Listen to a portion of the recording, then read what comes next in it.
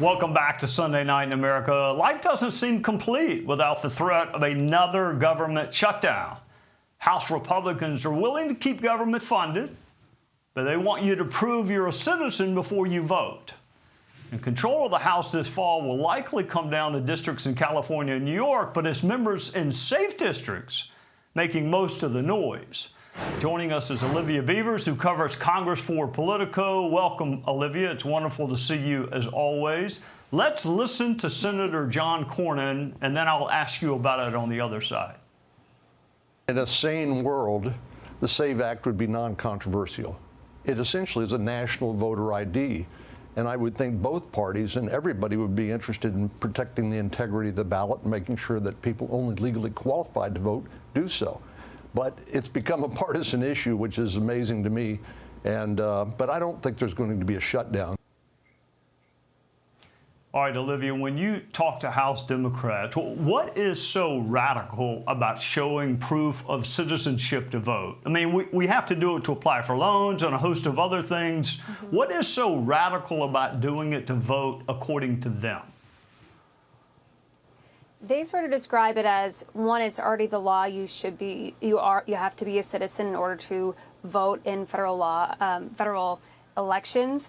But they also see this as sort of a Republican Party tactic just before the election of trying to squeeze Democrats on some sort of messaging bill. So then you're seeing Chuck Schumer in the Senate Majority Leader, saying we're not going to support it. Democrats are not expected to support it in the House.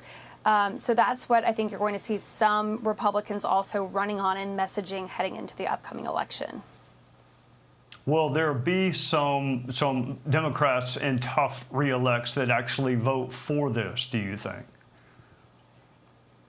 I think so. You saw some Democrats support it previously when it passed the House. And so I would imagine that some of those is the Henry Cuellar types who are on the border, but he has some of his own problems, but also the Jared Goldens who tend to break away from their party, repeatedly throughout their time in Congress and don't really abide by what the party leadership says to do. All right, let's see you and I look forward. If Hakeem Jeffries runs for Speaker, there will be no demands placed on him by the left fringe of his party. If Mike Johnson runs to be Speaker again, there will be lots of demands placed on him by his right flank. You cover Congress. Why the difference? And what progress have those who ousted Kevin McCarthy made in getting their spending cuts?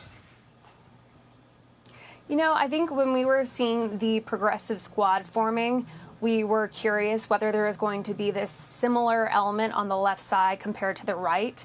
And the way that they sort of described it, Democrats were not willing to blow up to some sort of, party suicide bombing.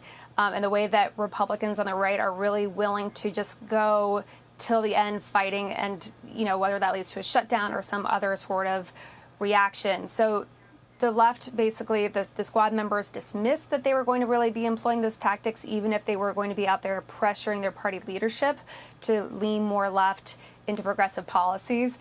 But Republicans, ever since I've been covering Congress, you were there too. They believe that they are fighting. That's a word you hear a lot. They fight to push the party to the right, even if it means possibly putting the vulnerable members, the moderates, in really uncomfortable positions just before an election. Olivia Beavers, thank you so much for joining us on a Sunday night. Thanks, Jay. Hey, Sean Hannity here. Hey, click here to subscribe to Fox News YouTube page and catch our hottest interviews and most compelling analysis. You will not get it anywhere else.